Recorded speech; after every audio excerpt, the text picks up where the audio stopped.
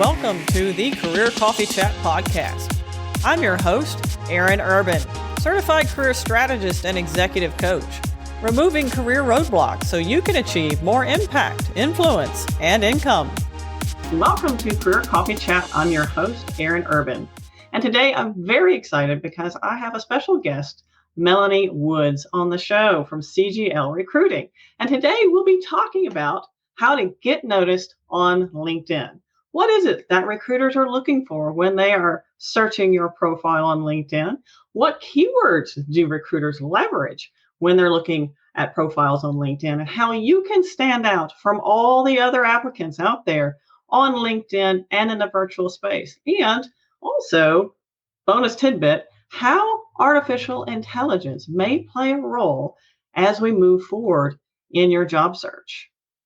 So I'm really glad to have you tune in. So without further ado, I'd love to introduce to you Melanie Woods. Now, Melanie is an experienced recruiter. She has been an HR professional with over 25 years of experience, and her areas of expertise include HR consultant, talent management, strategic planning, developing human capital management systems, as well as cross-functional team building and coaching management teams. And I also want to let you know that she has an awesome YouTube channel where she gives lots of free job search advice to job seekers at this very challenging time. Without further ado, I'm bringing to you Melanie Woods. Hi, Melanie. Great to have you. Thank you very much for having me on today. I'm looking forward to our coffee chat. So Melanie, I'm really excited about this Career Coffee Chat. We were chatting backstage a little bit about how it's such a tough time for job seekers. It's important for job seekers to understand that while this is a challenging time, there is a tiny light at the end of the tunnel, and know that the challenges you experience as a job seeker, it's not personal, okay? It's not your fault, right? And some of the tips we'll be talking about today is, hey, how important is LinkedIn? I'd love to hear from you, Melanie. From a recruiter standpoint, how important is LinkedIn to the job seeker, and how can you leverage it? It is, oh my goodness, LinkedIn is the behemoth in the market. And for those of you that may not be aware, there is 800 million profiles that are now on LinkedIn. And actually just yesterday, last night, I was looking with some people of what was the last 7 days as to how many people joined. And there was an additional 4 million. So if you think some people are saying LinkedIn is going down and it's not going to be as popular, nothing is supporting that, right? And Sure. That's why Microsoft paid $22 billion for LinkedIn just 2 years ago. So it is the absolute critical piece for your job search, and not just your job search when you're out of a job, but your career throughout your entire life. LinkedIn at the moment there's a little one in China and a little one in Germany, but LinkedIn is the behemoth that you need to be on and committed to every single day. Right. And so from a recruiter standpoint, let's just say I'm an earnest job seeker. I've got my profile nailed. I think I've done a really good job. I talk about some things I've done. I got some roles and responsibilities in there. Probably have my position title in my headline, the usual, because LinkedIn will trick you. And if you even change your headline, LinkedIn will sometimes trick you into changing your headline to your current position title. So that happens. So from your perspective, Melanie, I'd love to hear, what do recruiters look for?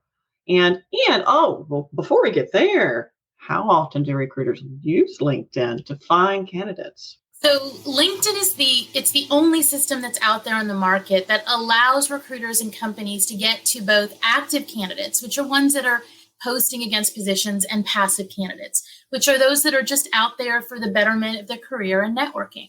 And so it's utilized unbelievably. Some studies have shown that it's up to 94% of recruiters and companies now utilize LinkedIn as their primary recruiting tool.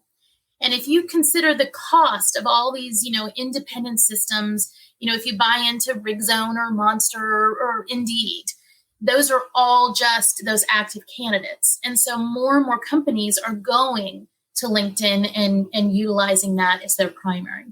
And so how often do we use it? It is the go-to for all of us. And a lot of people have a different applicant tracking system that they use that partners with LinkedIn. But there are also lots of individuals, including, myself and my team, that we actually use LinkedIn Recruiter even as our applicant tracking system, where we can pull in, stuff, even if you apply to a website or somewhere else, into LinkedIn. So as they offer more and more options for companies, you're going to see that continue to grow and skyrocket with the use of LinkedIn on recruiters. Well, thank you for sharing that. It is very, very true. Every recruiter I know is on LinkedIn every day, pretty much. And some studies have shown that if a recruiter, internal or external recruiter, finds a candidate on LinkedIn, they're much more likely to put that candidate forward, even over an arguably slightly more qualified candidate that applied through traditional means. It's the hunter-gatherer mentality. What would you say about that? If you I found them, they're mine, So you have to know your audience, right? And so there's the difference between recruiters that are inside of companies, like talent acquisition people, and recruiters that work for firms. And a lot of the ones that work for firms, they get paid based on getting the candidate, that person getting an offer, accepting it, and starting with the company and staying, right? And so it drives certain behaviors. It's just like a salesperson. It drives the same behavior. So they are very motivated to get to those people that are going to close it down so they can put food on their table like everybody else. So I'm not surprised by that study at all that they would do. And the other amazing thing about LinkedIn is we get so much more data on a candidate than just the resume and the cover letter or even the portfolio. Because your resume, there is a limit to how long your resume can be, right? You can't come in with a 12-page resume. There's no limit on LinkedIn. And, there's some people that have this debate of, don't put that much information and data on LinkedIn, keep it short. And I just want to go to them and say, what are you telling people? It's a computer search engine, and more is more when you're looking at LinkedIn. So the more data you fill out, the more information we have as recruiters and companies to look at you, and the better your chances of coming up in the search.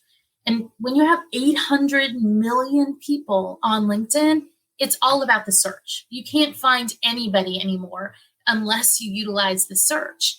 And I even will say that goes, even if I place an advertising or a job posting on LinkedIn, I still have to use the search filters because it can be 48 hours and I'll have 1,000 candidates apply. And it's nice that the internet makes everything so easy for candidates to hit that easy apply button. But the reality is you get people from all over the world for a position that maybe doesn't have relocation or they don't have any of the skills needed, right? So you do need to utilize all those search filters, which is why more is more. Right. Great point. So if you have not filled out all these sections on your LinkedIn, made a really great and about section, statement, introduction to yourself and what you will do for a lucky company that will hire you. And if you're a project professional, you can add projects. I mean, there is so much detail and depth to your LinkedIn profile that just can't fit into a resume. And your LinkedIn is truly your online dossier. Does LinkedIn Premium increase your visibility, or is it more of a benefit for the user for an added features? Because there are a lot of premium users out there. And does that really matter? And what else can you do? So that is a great question, right? Because as a job seeker, you have to decide where you're going to spend your money, right? Because there's people throwing things at you all the time. And as far as from the recruiting and company side and looking at how we get to you, having a LinkedIn Premium account does not matter. It does not give us any additional way to get to you. But as a job seeker, it does give you a lot of additional analytics to look at. It gives you the in-mails for free that you can use to reach out to individuals.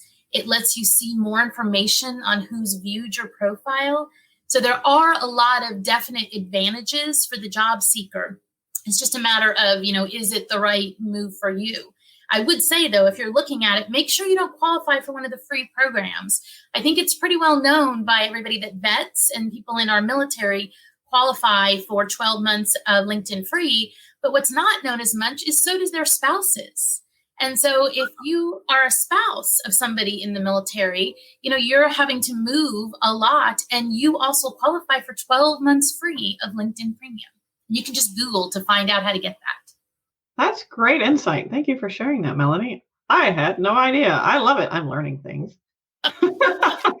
Because it is a myth. So when we talk about LinkedIn Premium, people think that, well, you'll rise above other people in searches, but sounds like that's not the case. So if that's your only reason for leveraging Premium, that might not be a good metric for you as a job secret.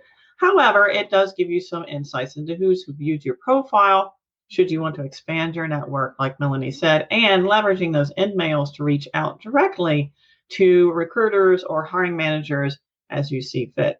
I don't know about Melanie, but I do understand that recruiters have so many people applying, and know there's a difference between, CGL recruiting, like Melanie's boutique firm, and big box recruiters, and how they handle candidates is much different. Ghosting is definitely an issue. And here's what I would say to you. It's never okay for a company to ghost you if you have done like an interview with them or been contacted or reached out. If you're considering ghosting, though, where you applied in for a position and you just didn't hear anything back, sometimes that is just because of the sheer mass of candidates that some companies are getting. And, it can be difficult. But if you did interview and you're thinking, I should at least find out, was I qualified or not, or are you going to go forward? And you feel like you're being ghosted, there's nothing wrong with going around that person and trying to contact the company in a different way. And whether that's the actual company or the recruiting firm, you have to be, careful how you do it. And you don't want to do it by sending 100 emails to everybody that's in the company. But you can do it in an appropriate way, saying, I wanted to, again, say how excited I was about this opportunity. And I'd like to, again, tell you how much I think I'm aligned to your company and your position and would love to hear more. And that's a great and fine way to follow up. So if you're feeling like you're ghosted, you can take the thing in your hands a little bit. Yeah, take the initiative. Absolutely. I mean, right now it's a competitive job market. So you have to step up a lot in times like these. Can you talk a little bit more about connecting etiquette and how I'm assuming you can connect to either recruiters directly or hiring managers directly? And I do know that some companies prefer you to go through their hiring process and not contact hiring managers directly. So just know the company. Take, for example, Halliburton will blacklist you. You don't want to do that. So just if you're working with a small recruiter like CGL, I'm not saying small recruiter, with a boutique firm, and that is compared to like these big box, major multinational recruiting firms, which will ghost you.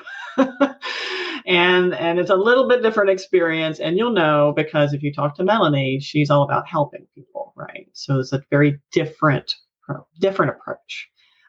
But what can people do to connect? And then I'd love to talk about how recruiters, what they look for on profiles.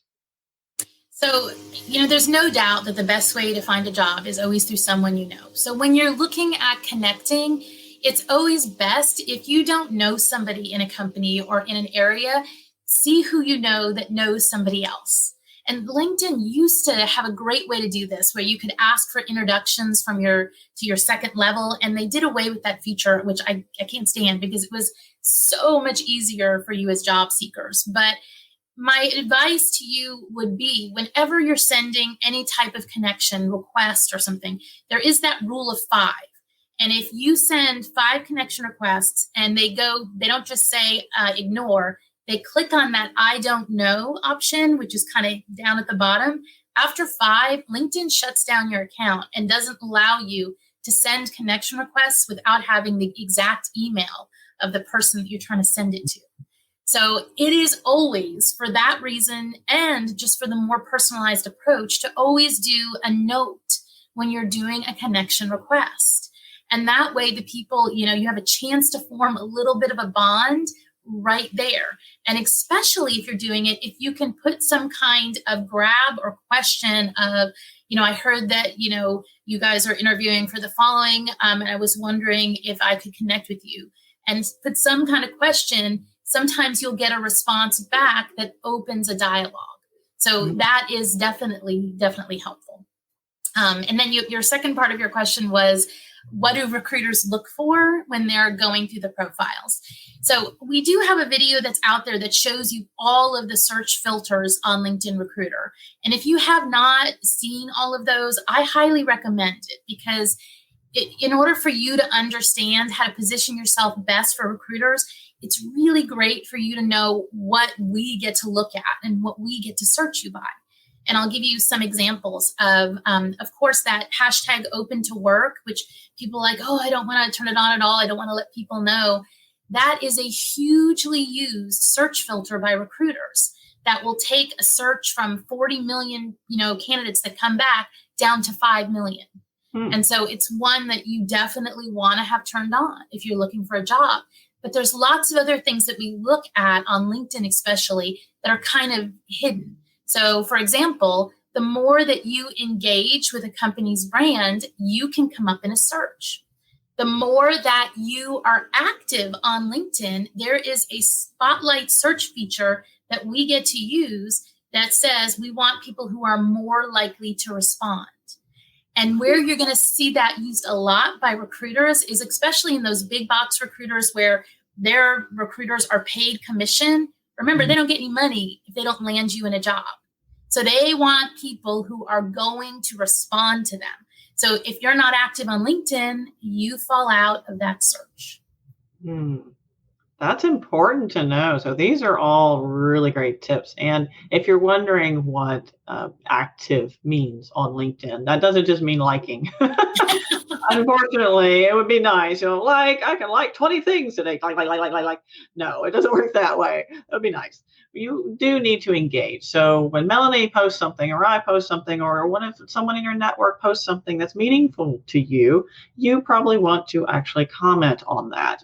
And again, commenting is not just great share, thanks. Rule of thumb is this: it needs to be at least 5 words and have some sort of meaningful content. And LinkedIn's algorithm will pick up on that and then start noting you as a profile who is more engaged, because LinkedIn does obviously, give benefits to their members who are active.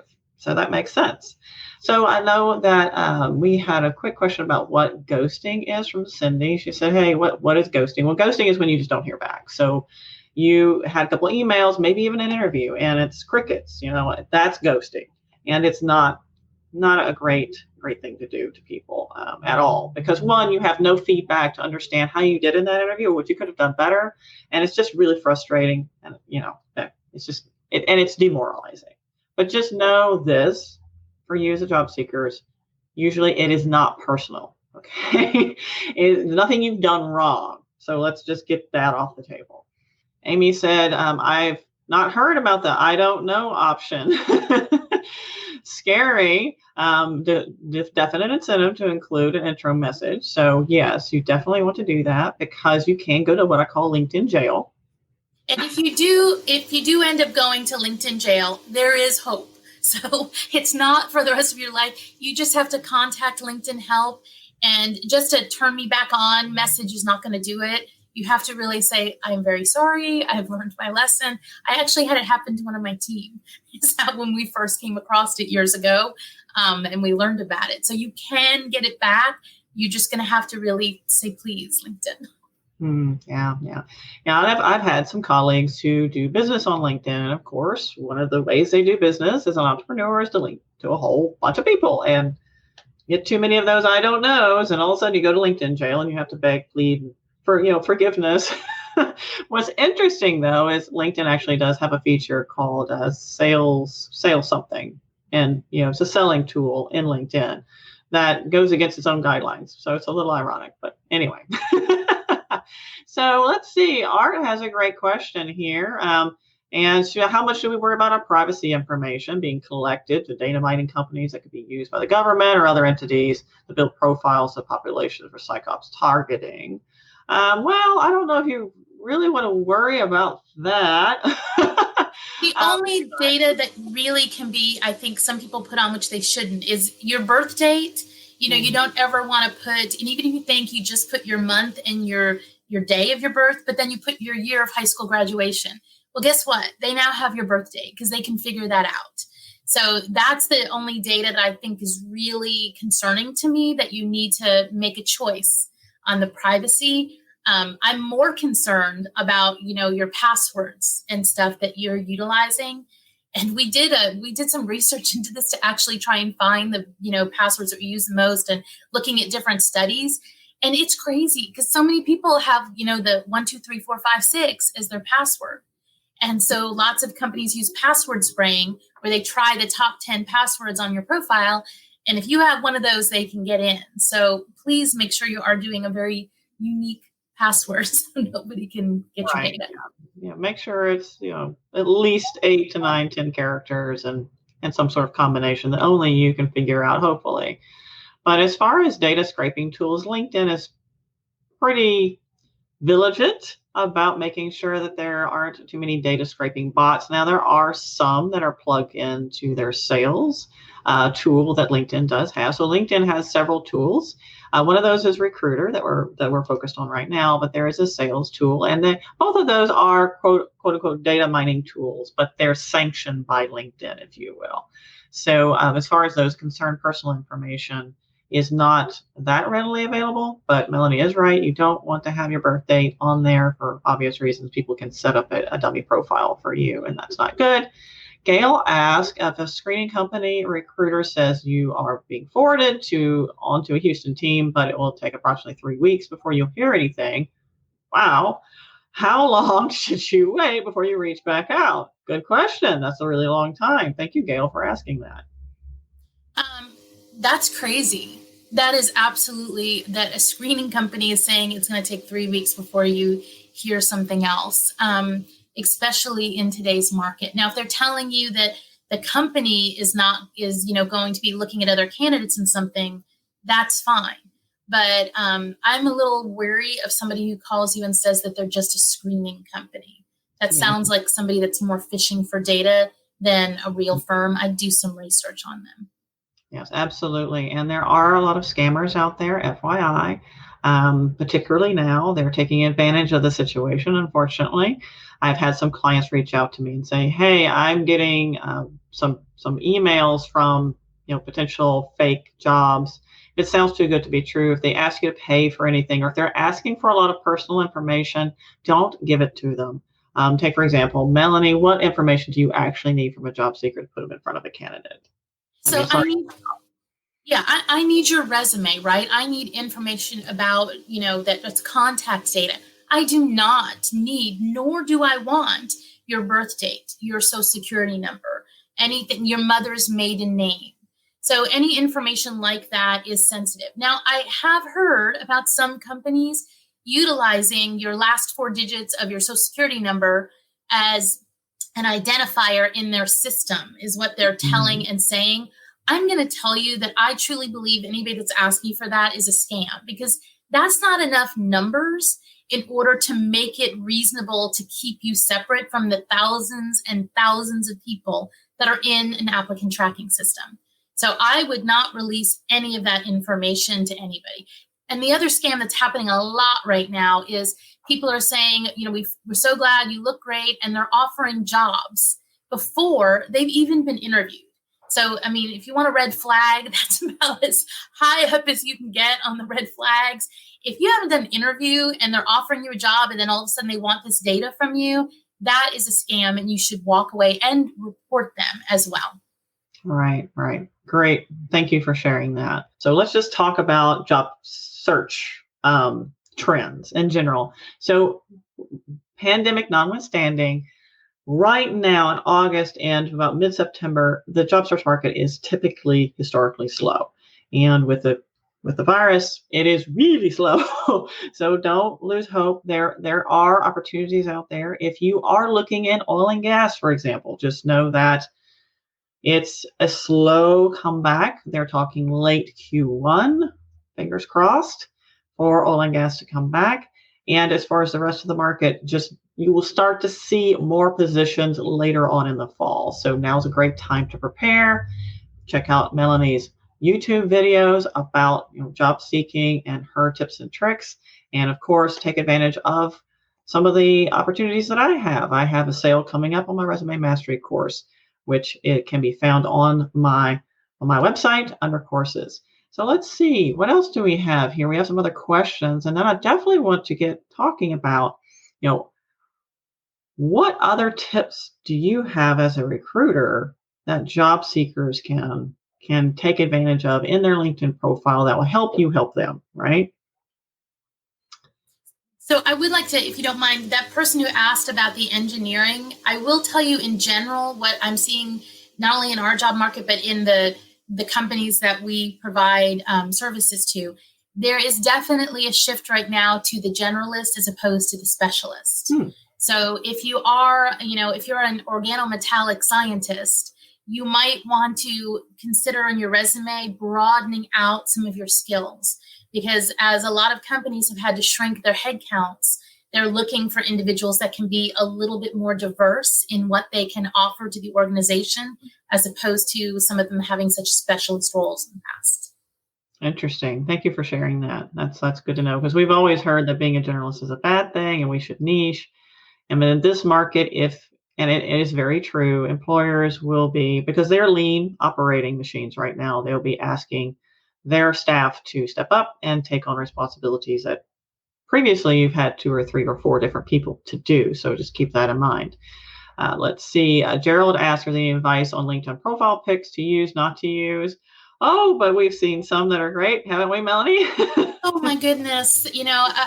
Please go for the professional picture. And, what I always tell people is if you're thinking it's something that's going to look great on Facebook, it's probably not good for LinkedIn. Please try to have one that's going to represent you the best way that you want. And another thing I always tell people is whether you're on a video interview or you're even doing your LinkedIn profile picture, your eyes are your window to your soul. And people are drawn to your eyes. So if you have a picture where you're so far back, or you're doing a video interview where your eyes can't be seen, you're losing that opportunity to form any sort of that bond. Mm-hmm. So I do recommend you do the headshot. Don't do the far back picture where you're on your boat on the lake with your 3 dogs and beer in your hand. It's not your best photo for LinkedIn. Right. Yeah. You definitely want to keep it professional. And I recommend a professional photographer, but if you are short on cash, you do not have to have a professional photographer. You can, on a nice cloudy day or in the shade, you want to make sure your background's not overexposed. Okay. You want a nice lighting, but stand in front of some greenery that's not distracting. Dress as if and take a couple different shots, typically not a mug shot, maybe a nice 3/4, smile, show the teeth. Have people see your eyes. So if it's too bright outside, it may be difficult for people to see your eyes because they're squinting, right?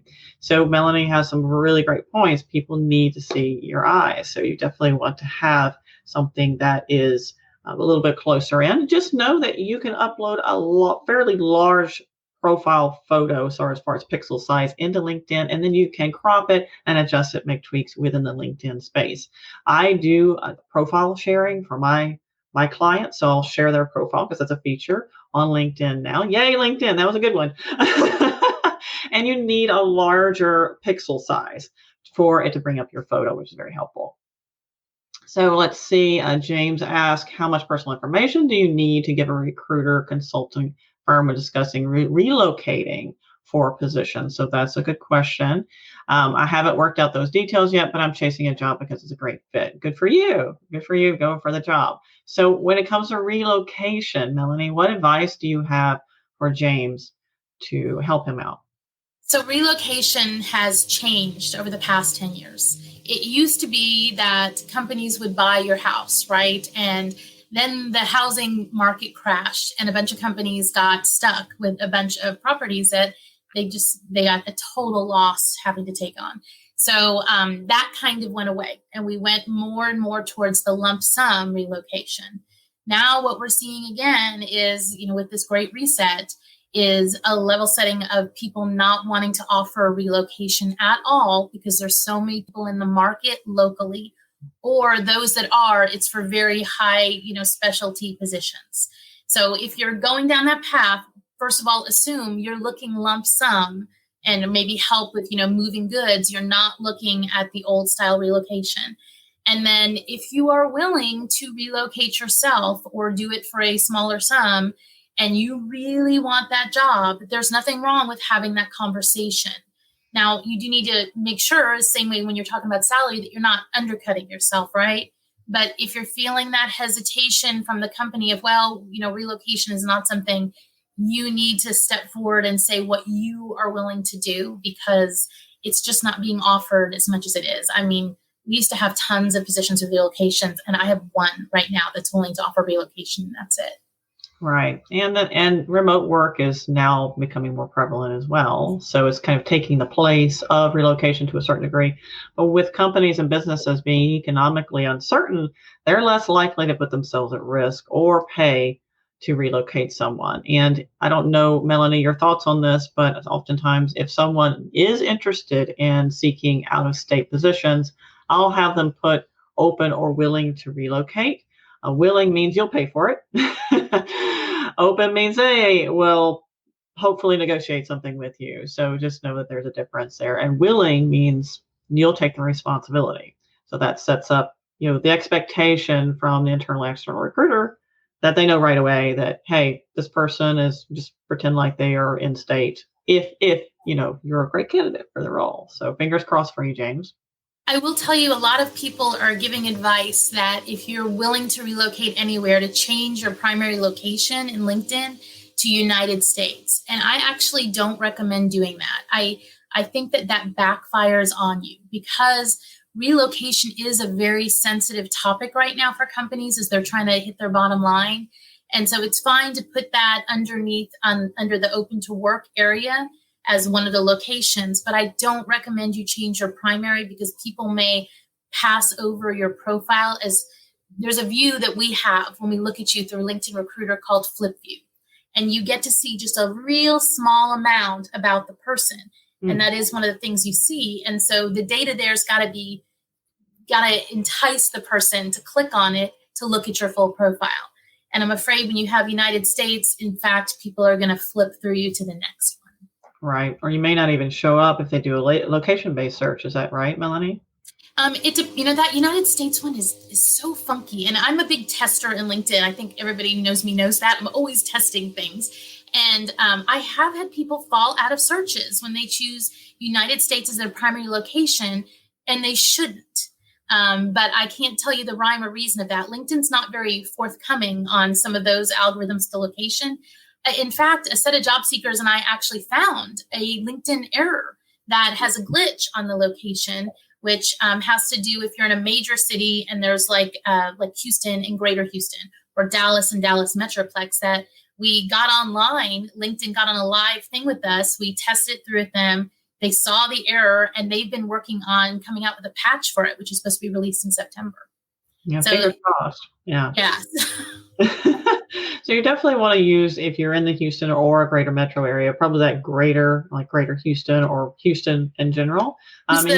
Use the central one. Instead of using Greater Houston, use Houston. And it's my recommendation until they get that patch fixed, because otherwise you might fall out of searches you're going to want. Right. So for example, if you're in Spring or Katy, you probably want to use Houston, and you can just use the central Houston zip code in the meantime. And then hopefully into September, you can switch it to something else. We'll try to give everybody an update on that when we see they're supposed to follow back with us to let us know when the patch is applied. Oh, thank you, Melanie. By the way, thank you for being such an avid tester of LinkedIn, because that's hugely helpful for all of us to help job seekers get real results in their job search. And speaking of real results, what is the top 2 or 3 most popular searches that recruiters do in LinkedIn? I mean, I'm sure people will probably want to know so they can be prepared. Is it all about keywords? What actually matters for those searches? So it is all about keywords. And I would say specifically, it's about key skills. And if you think of the way that we're having to go in those systems and look at those keywords, you want to focus on ones that are hard skills as opposed to soft competencies. Mm-hmm. If I go in and do, communication as a search parameter, everybody comes up, right? So the more specific a keyword is, the more it's going to narrow down my search.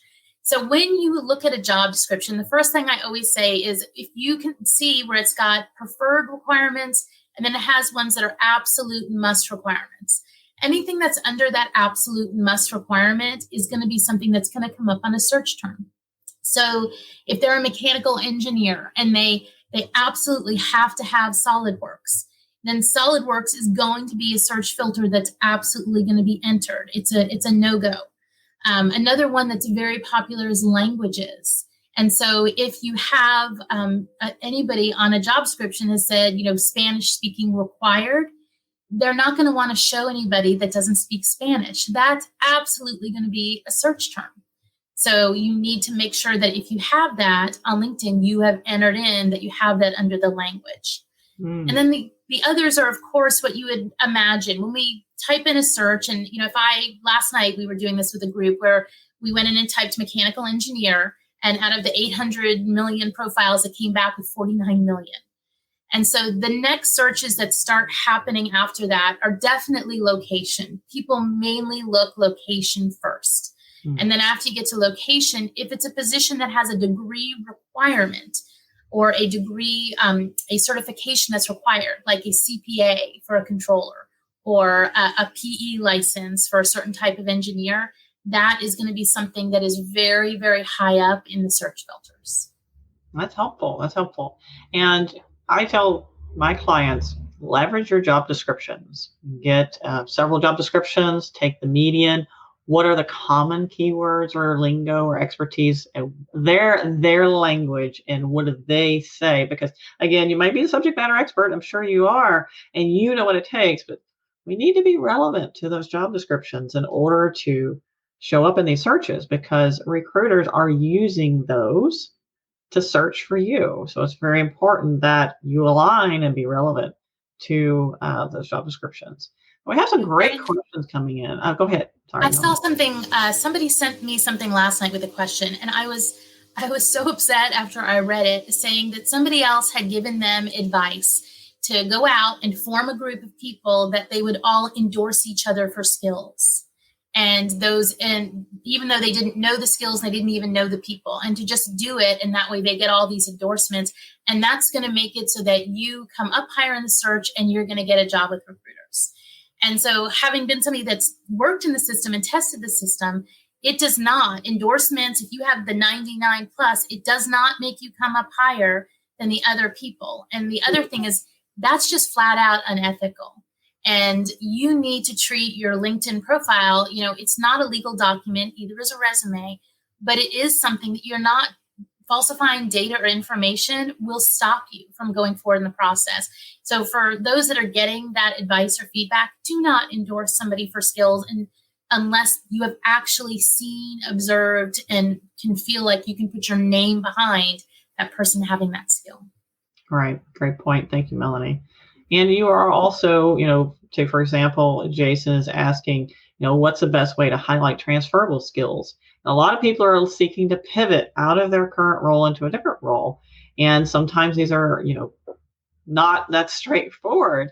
How can you, do that ethically? And one of the ways is you are welcome to choose your own skills under skills and endorsements and put them in there. You're certainly welcome to do that. And you're also welcome to pick your top 3. You can do that as well. And you can actually reorder them now, which thank you, LinkedIn, because you couldn't do that before. And it was really frustrating. It drove me nuts. So I'm really glad you have more functionality there. But also leverage, I don't know if you agree, Melanie, but your about section. What are you going to say about yourself? Can you draw the conclusion for the person reading your resume or your LinkedIn information? Can you draw that conclusion for them? Because here's the deal. People are overwhelmed right now, particularly recruiters. I mean, everybody is, job seekers, recruiters, everybody's really overwhelmed right now. So let's make it easy for everybody. Draw the conclusion. If you know these skills will transfer, say as much in a nice professional way. So you help walk people through the journey. Would you agree, Melanie, that that's a good tactic? And what other advice do you have? I absolutely agree with that. And you even know as a resume expert that that's the key to a good resume, right? Is you're walking people down through your story, your experience, your expertise. It's no different with your LinkedIn profile. And this is the industry setting is one of the big failings that I think LinkedIn has. You only get to choose one industry. And most people don't even remember that they chose it because they did it when they set up their profile originally. So if you haven't looked at that lately, definitely go out to your profile and look and see what industry you have set. And if you have oil and gas set, that may not be putting your best foot forward because there's a search that attaches to that. Let's say you're a supply chain person. Instead of choosing oil and gas, you might want to choose logistics and supply chain as your industry. And then the second way to kind of get around that industry thing, because LinkedIn only lets you choose one, is recruiters and companies know that you only have that one choice. So when we're looking people for industries, we a lot of times go to the keyword search and we'll enter in like automotive or aviation there. So if you don't actually have any experience in those industries, how do you still come up in those searches? Exactly what Erin said, which is utilize your about section. And it's very easy to put a statement in there of saying, while I've worked in the oil and gas industry, I am very open to working in automotive, aerospace, healthcare, industrial. And when you list out those other industries, the search doesn't know the difference. And so either way, you come up in the search, and then you might catch the eye of a recruiter saying, oh, this person is a great match. I'm glad that they're open to our industry, and hopefully reach out to you.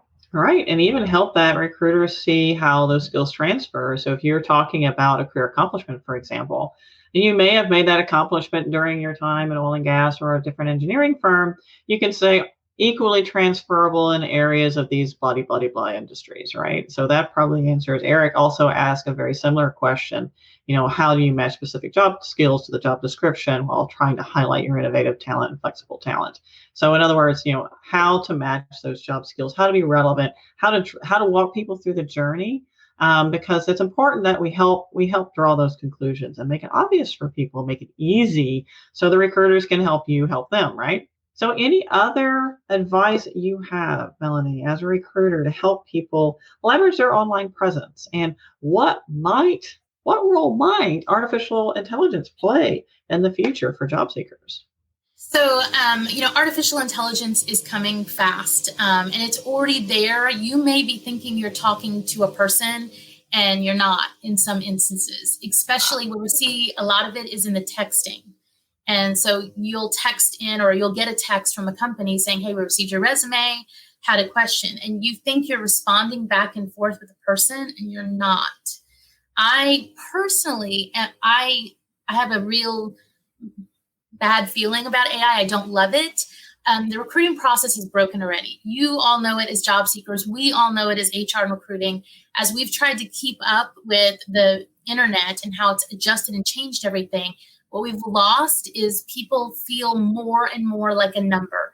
And we've lost the opportunity to get that more and more personal touch and personal feeling with you. So having that AI that is interfacing with you and you may not even know it, to me, it makes it even further away. It's like another one that's coming, you may have seen, some of you are getting requests to do a one-sided interview.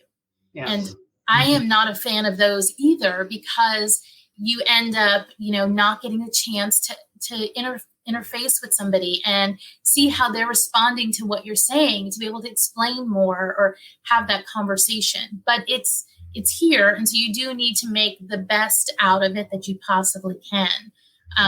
A lot of times when you see those questions as you're applying for jobs, where it's even asking you, do you have at least this many years of experience? Those are gating questions where a computer in the back is deciding which bucket you go into. So if you're seeing those and you feel like you have something that's going to trip you up in one of those questions, and I'll give you a great example of this. I know somebody who came from the UK and he was applying for a controller role. and the position was requiring a CPA. And he didn't have a CPA. He had the UK equivalent, and it's like a GR. I think it's a GRP. It escapes me at the moment, but he had that, which is the absolute equivalent to a CPA, and he had been working in US GAAP for the last 20 years. And so when he would go against the system, it's actually pulling him out as not a good candidate. So if you have that type of scenario where you're hitting up against the AI and the different tracking tools knocking it out, you're going to have to figure out how to go around the system through employer referrals or sending your information through a different method than these other systems and AIs. Right. And don't be afraid to outsmart the system a little bit. So if they're asking for a CPA and you have the equivalent, just go ahead and say yes, because once you speak to a human being, that gives you an opportunity to actually, well, hopefully you'll speak to a human being, but that actually gives you an opportunity to further explain. And I have had clients that are doing those one-sided interviews where it's a video, they schedule a time, or they just give you a link.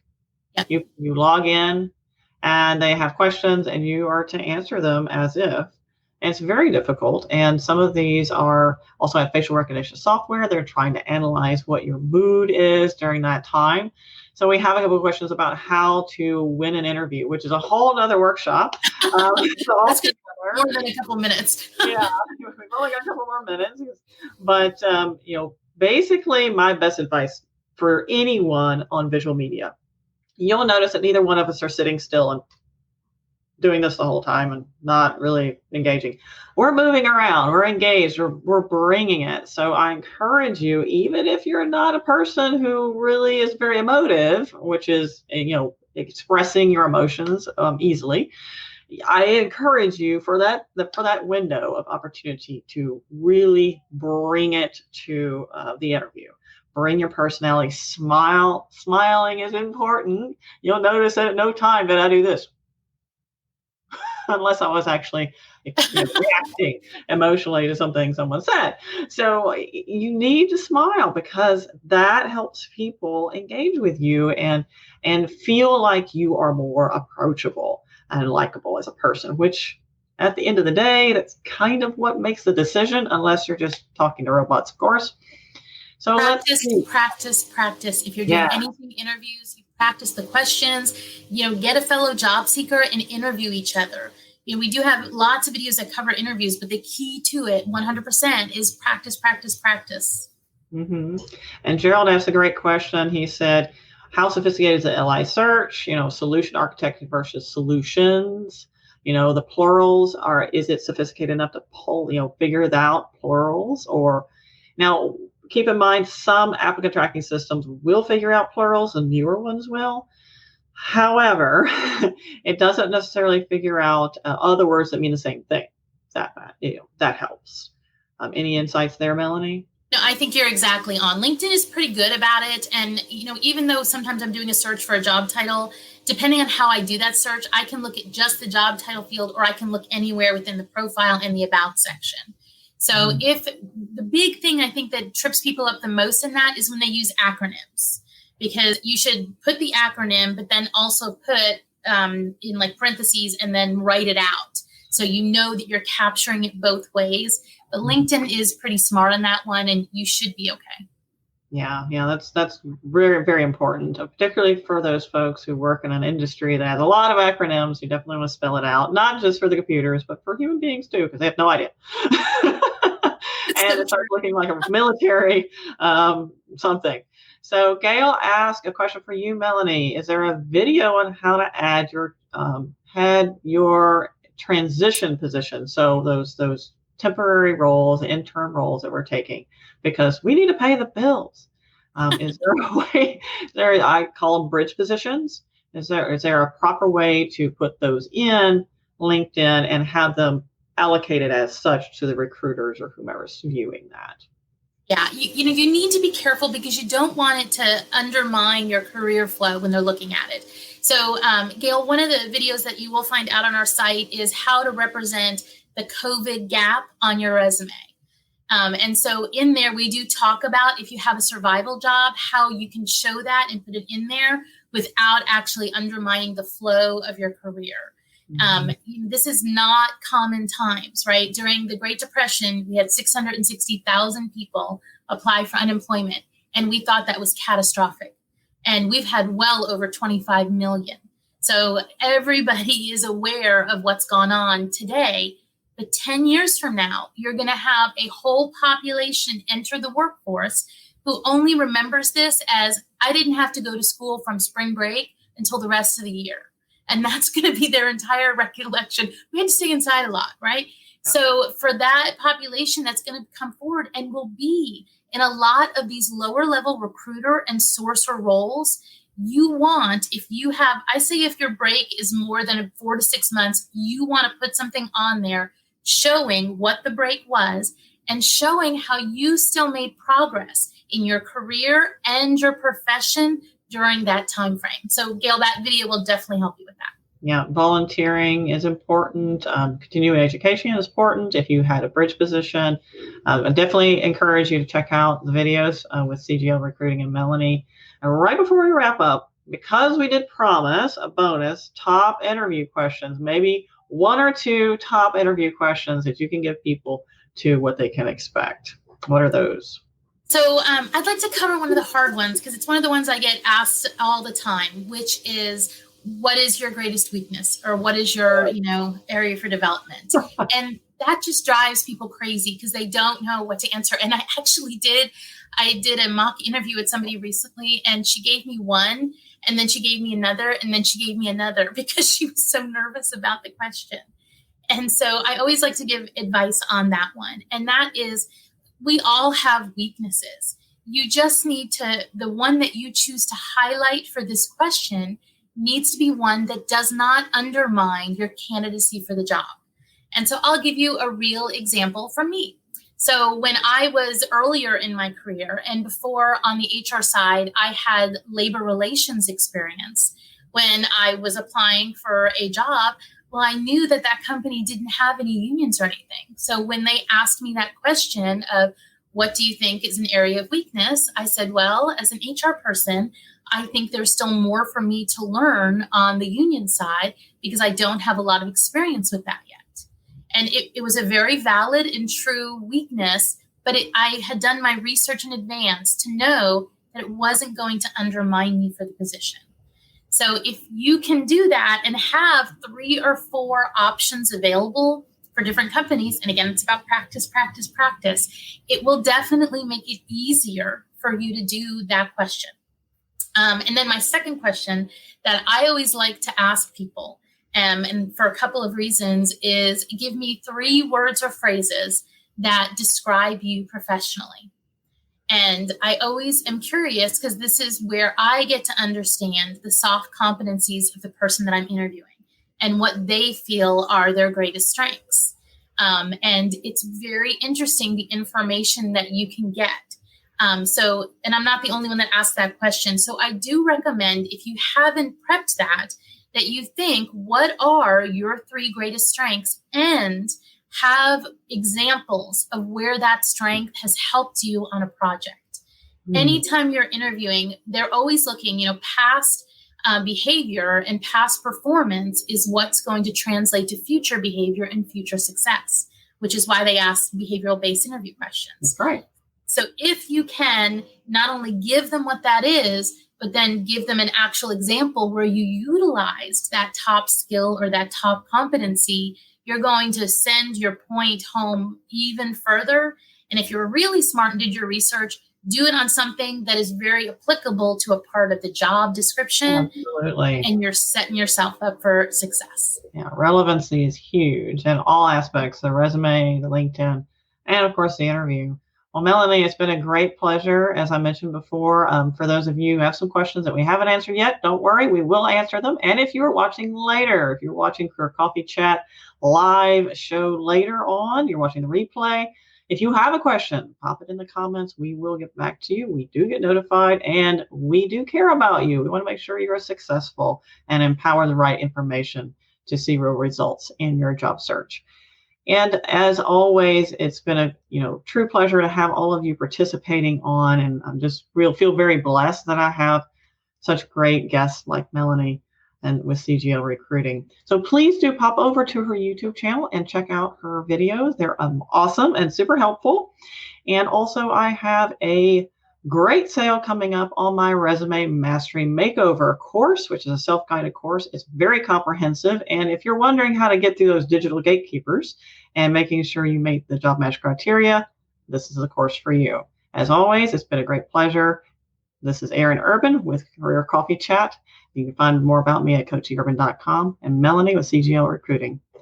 Ta-ta for now. Thank you for tuning in on the Career Coffee Chat podcast. It's been a pleasure. Feel free to reach out to me. My email is coacheurban@gmail.com or tweet at coacheurban, Instagram coach.eurban, or reach out to my Facebook group, Elevate Your Career. So I'd love to learn more about you, hear your insights, and what questions you have. You can find out more about me at coacheurban.com. And don't forget, please do reach out on LinkedIn. You can find me at Erin Urban. Until next time, cheers. Here's to caffeinating your career.